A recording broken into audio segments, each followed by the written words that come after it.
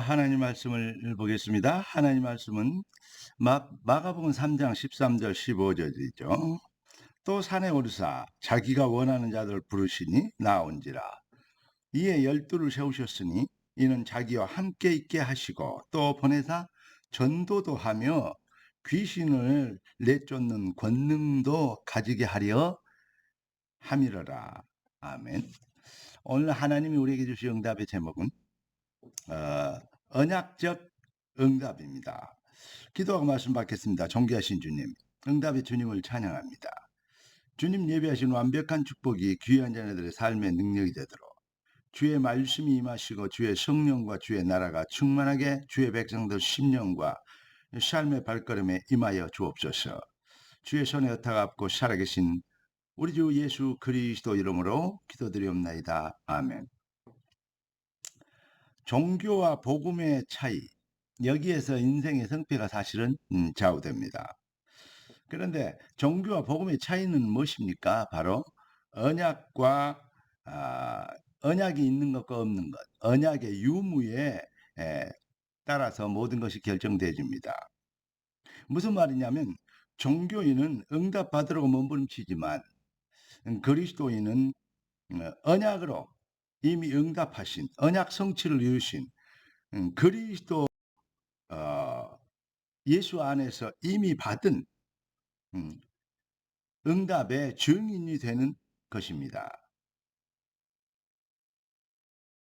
예수가 그리스도 무슨 말입니까? 예수는 이제 직역을 하면 기름 부음을 받다. 그리스도 그런 뜻이 아닙니까? 기름 부음을 받다는 것은 선지자, 제사장, 왕, 하나님 만나는 길인 선지자, 제사장, 죄의 문제를 해결하기 위하여 죄값을 치르신 십자가의 피에 이 대속의 은혜를 허락하신 참 제사장. 그래서 우리가 용서함의 길을 열어 받은 것이죠. 그리고 사탄의 머리를 깨뜨리시고 우리를 거기에 사망 것을 지옥권에서 해방시켜 주신 만왕의 왕. 그래서 제사장, 선지자, 왕, 이 세 단어를 합쳐서 그리스도라고 얘기하지 않습니까?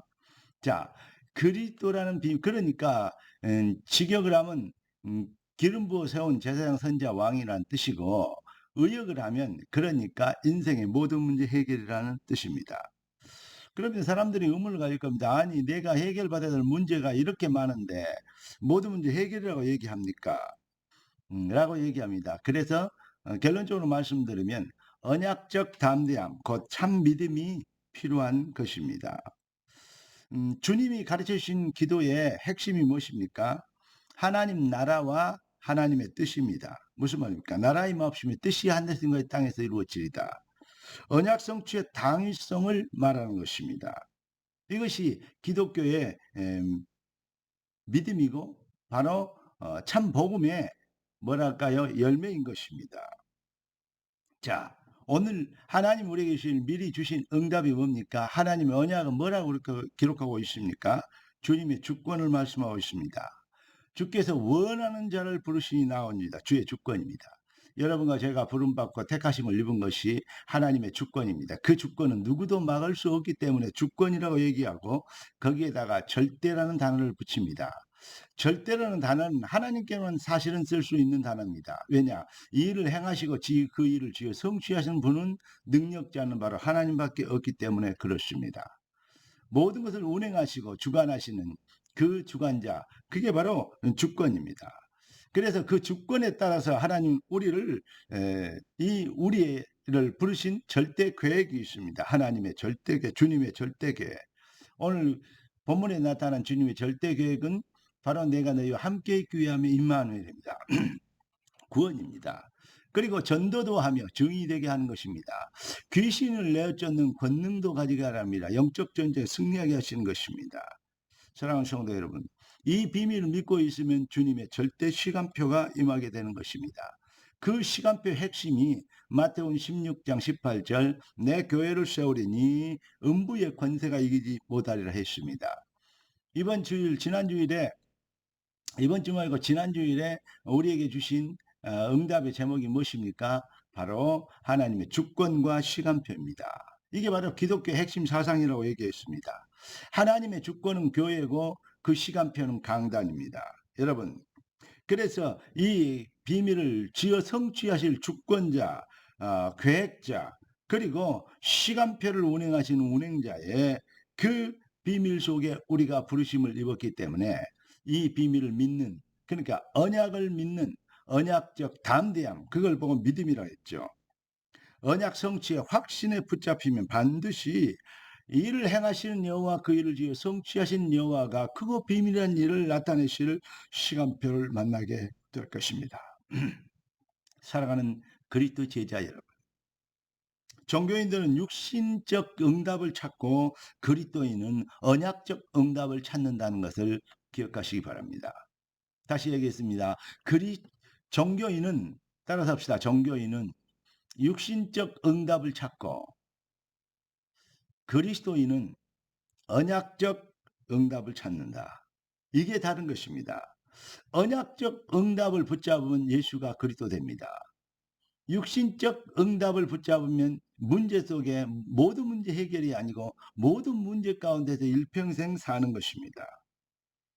여러분, 우리는 이미 응답을 받았고 모든 주님이 우리를 택하신 주권, 누구도 바꿀 수 없는 우리를 택하셨고, 그리고 부르셨고, 그리고 우리의 인생에 절대 계획이 있으시고 주의 시간표를 나타내기 위하여 영적 전쟁에 승리할 능력과 권능을 주신 것입니다. 그렇기 때문에 성경은 하나님이 은혜로 주신 것들을 알게 하랍니다. 종교는 자기가 열심히 해서 목표를, 동기를 이루려고, 목표를 이루려고 몸부림치는 것이고, 그리스도인은 은혜로 주신 것을 붙잡고 증인되는 것입니다. 여러분, 그래서 여러 가지 면을 보면 종교인들은 모든 문제 해결, 모든 문제 가운데 언제든지 문제 가운데, 많은 문제 가운데 휩싸여 살고 있기 때문에 흔들릴 수 있습니다. 이래 볼까 저래 볼까, 이럴까 저럴까 방황하게 되는 것입니다. 그러나 그리스도인들은 오히려 종교인들이 흔들릴 시간에 그리스도인들은 담대해지는 것입니다. 그게 바로 성경이 나타난 증인들 중에 요셉이 그랬습니다. 날 때부터 여러 가지로 문제 가운데 이 형들에게 구박받고 어머니 돌아가시고 많은 문제, 노예로 팔리고 누명 쓰고 감옥에 가고 일평생 문제 가운데 있었습니다. 그러나 요셉은 그렇게 얘기하지 않습니다. 오히려 그럴 때 당신들이 팔아서 내가 여기 있는 것이 아니고 애굽에 온 것이 아니고 하나님이 우리의 생명을 보존하고자, 다시 말하면 생명 보존은 무엇입니까? 생명을 구하는 거, 그렇죠? 메시아 오실 언약 성취의 비밀을 위하여서 나를 먼저 이곳으로 보냈다. 오히려 담대해 있습니다. 골리앗 앞에서 사울 왕을 비롯한 모든 이 이스라엘 군대들이 벌벌 떨고 있을 때 다윗이 왜 내가 여기 와야 될 이유가 없겠냐? 너는 창과 단창으로 내게 오지만 나는 네가 모욕하는 만군의 여호와 이름으로 네게 가노라. 그리고 골리앗을 꺾은 것입니다. 흔들릴 시간에 오히려 담대할 수 있는 것. 바울이 그 엄청난 고난 가운데 있었지만 고난 가운데 있다 그래 안 하고 문제 가운데 휩싸였다 그래 안 하고 내게 능력 주신 자 안에서 내가 모든 것을 할 수 있다. 모든 문제 해결의 비밀 가운데 거했던 것입니다. 여러분, 이 언약적 응답을 가진 자는 누구도 막을 수 없습니다. 세상에 감당할 수 없게 되는 것입니다. 그게 바로 히브리서 11장의 결론 아니겠습니까? 예수는 그리스도. 맞습니까? 그리스도의 모든 문제 해결에 언약적 응답을 붙잡고 담대한 거침없는 여정 되시기를 살아계신 우리 주 예수 그리스도 이름으로 축원합니다. 기도하겠습니다. 존귀하신 주님, 응답의 주님을 찬양합니다. 주님 예비하신 완벽한 축복이 우리의 삶의 능력이 되는 것을 감사합니다. 주의 뜻을 이루도록 언약적 담대함으로 귀한 자들의 발걸음이 거침없게 되도록 언약적 담대함을 얻게 되도록 축복하옵소서. 살아계신 왕 우리 주 예수 그리스도 이름으로 기도드리옵나이다. 아멘.